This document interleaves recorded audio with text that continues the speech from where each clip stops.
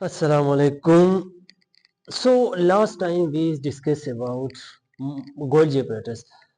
जो last lecture में हमने गोल्जी apparatus के बारे में डिस्कस किया था कि जो गोल्जी apparatus होता है, गोल्जी apparatus क्या होता है? गोल्जी apparatus एक सेलुलर ऑर्गेनेली है जिसको 1898 में कैमिलो गोल्जी ने क्या किया था? डिस्कवर किया था।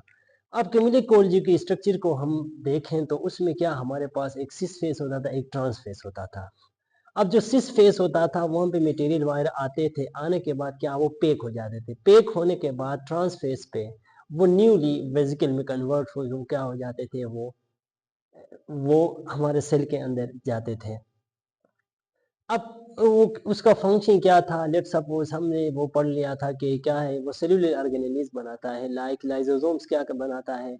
लाइसोसोम्स बनाता है। और इसके अलावा जो सेल मेम्ब्रेन होता है या जो सेल वॉल होता है उसका भी क्या होता है? वो पार्ट बनाता है। अच्छा, so today we will discuss about lysosomes. आज का हमारा जो टॉपिक है, आज हम पढ़ेंगे लाइसोसोम्स के बारे में। So first of all I would like to talk about the structure. This one is the, ये जो हमारे पास है ये स्ट्रक्चर ऑफ लाइसोसोम्स है। अच्छा चलो स्ट्रक्चर को देखते हैं। तो इसमें हमारे पास क्या है? सबसे आउटर जो पार्ट है हमारे पास, जिसको हम कहते हैं मेम्ब्रेन। अब ये जो मेम्ब्रेन होता है, सेल मेम्ब्रेन, इसका लाइसोसोम्स का मेम्ब्रेन क्या होता है? ये सिंगल मेम्ब्रेन होता है। अब पीछे हमने पढ़ा प्लाज्मा मेम्ब्रेन में पढ़ा, या माइटोकॉन्ड्रिया में आगे जाके इंशाल्लाह पढ़ेंगे, तो क्या होगा? वो डबल मेम्ब्रेन होगा। लेकिन ये जोन सा होगा, ये लाइसोसोम्स का मेम्ब्रेन, आउटर मेम्ब्रेन क्या होगा? सिंगल मेम्ब्रेन होगा। और उसके बाद इसके अंदर जो स्पेस है, जिस तरीके से हमने सेल के अंदर स्पेस को हमने साइटोप्लाज्म का नाम दिया था, इस तरीके से जो हमारे पास लाइसोसोम्स के अंदर जो स्पेस है इसको हम नाम देते हैं ल्यूमेन। अच्छा, इसके अलावा प्रोटीन्स इसके अंदर पाए जाते हैं, लाइसोसोम्स के अंदर प्रोटीन पाए जाते हैं। इसके अलावा enzyme complex, enzyme substrate complex, यानी एंजाइम और सबस्ट्रेट कम्प्लेक्स यहाँ पे क्या इसके अंदर होते हैं। और इसके अलावा मुख्तलिफ क्या होते हैं? डाइजेस्टिव एंजाइम भी इसके अंदर प्रेजेंट होते हैं।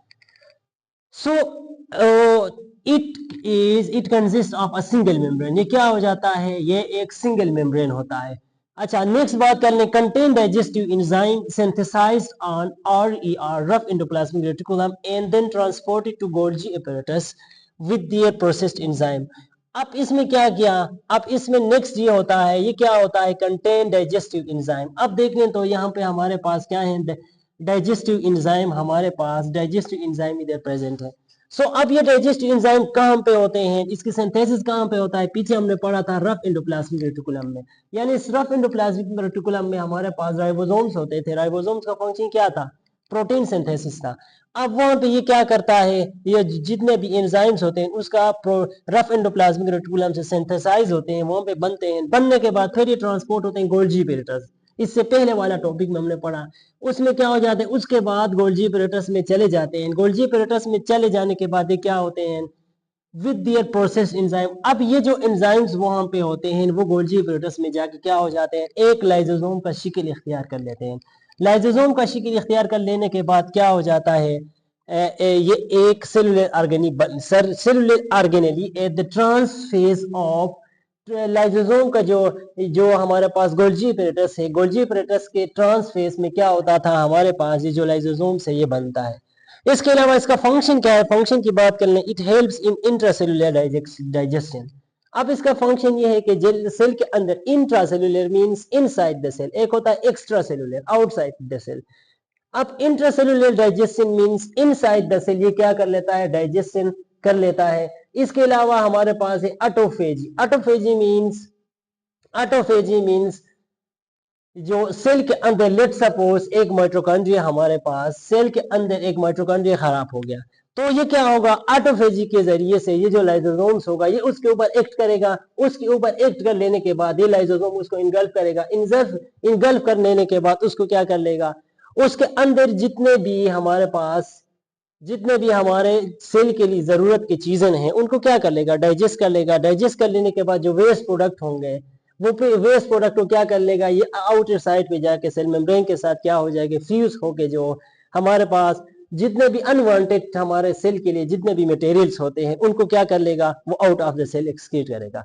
लेकिन जितने भी बेनिफिशियल होंगे वो क्या हो जाएंगे, फिर सेल के अंदर एंटर हो जाएंगे। So this was today lecture. आज हमने पढ़ लिया जो लाइजोसोम्स के बारे में। लाइजोसोम्स होता है सिंगल मेम्ब्रेन होता है, इसके अलावा इसके अंदर क्या हो जाते हैं, मुख्तलिफ डाइजेस्टिव इंजाइम होते हैं। अब वो डाइजेस्टिव इंजाइम कहाँ पे बनते हैं, रफ एंडोप्लाज्मिक रेटिकुलम पे बनते हैं। बनने के बाद फिर वो गोल्जी एपैरेटस पे आके क्या हो जाते हैं, उसके अंदर इंजाइम्स वगैरह आ जाते हैं। इंजाइम्स वगैरह आ जाने के बाद ये लाइजोसोम हमारे पास बनता है।